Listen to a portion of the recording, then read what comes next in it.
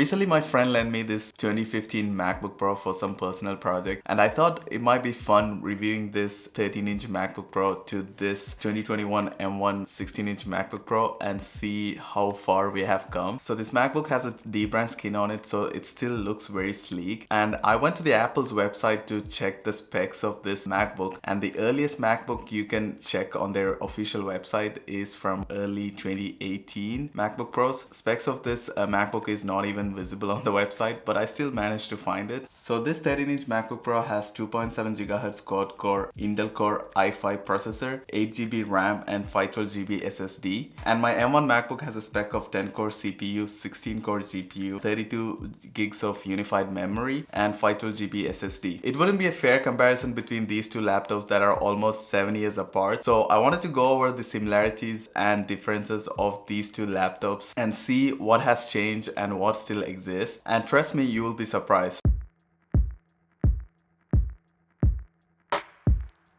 The main similarity of these two laptops can be seen on the sides. Both are using a MagSafe for charging, except the 2013 MacBook Pro is using a MagSafe 2 and the M1 MacBook Pro is using a MagSafe 3. We have gone full circles from charging using a MagSafe 2 to USB-C and coming back to a MagSafe 3. And if you look at all the other ports, the SD card slot, headphone jack, HDMI ports, all are back on this new M1 MacBook. The only thing missing are these two extra Thunderbolt 2 ports and two USB 3 ports. Thunderbolt is not a major missing these days because I don't think most of the modern devices or external displays or computers these days need a Thunderbolt 2 port, but USB-C can still be counted as a missing port. Also, these new MacBooks have huge vents compared to these previous gen MacBooks, which I believe makes a difference in performance and heating.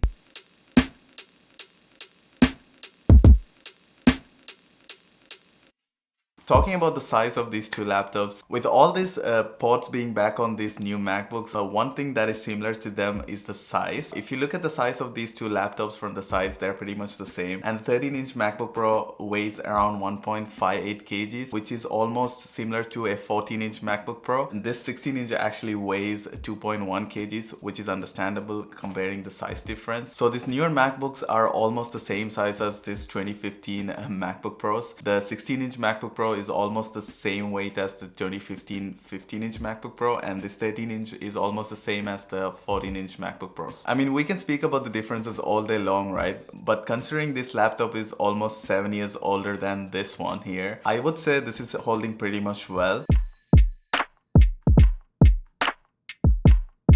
Keyboards on this MacBooks are using a butterfly mechanism, and now we are back to using the new scissor mechanism on the latest MacBooks. The major difference you would notice using a laptop this age is the display. It has a 13.3-inch LED Retina display with 300 nits of brightness, whereas the latest M1 MacBooks have Apple XDR display with a peak brightness of 1600 nits. That's almost 5 times more than this laptop.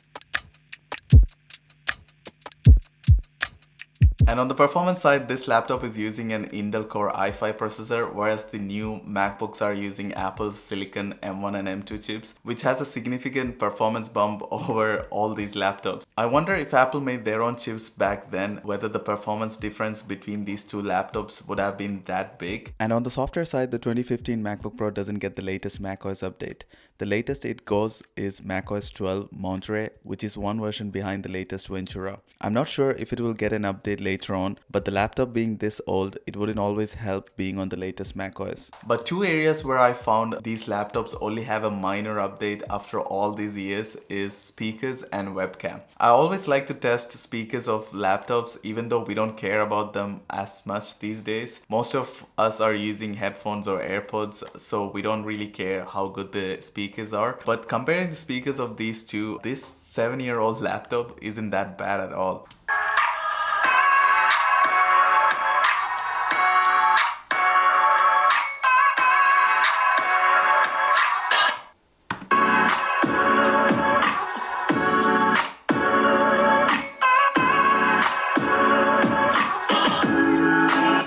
when we compare the webcam, after all these years, this MacBook has a 720p webcam, whereas this latest MacBook after 7 years has a 1080p MacBook, which is only a one step ahead.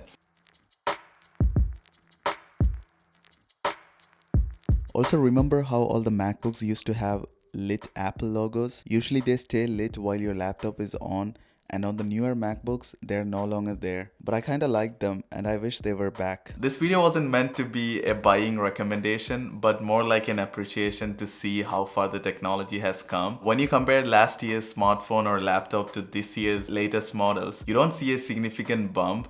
It's like comparing last year's M1 MacBook to this year's M2 MacBooks. But when you look back over a few years, it's a significant change. I have done some reviews on my channel on both 14-inch and 16-inch M1 MacBook Pros. I will link it somewhere over here if you're interested. And that being said, subscribe to my channel if you haven't already. And if you have been, thanks for watching.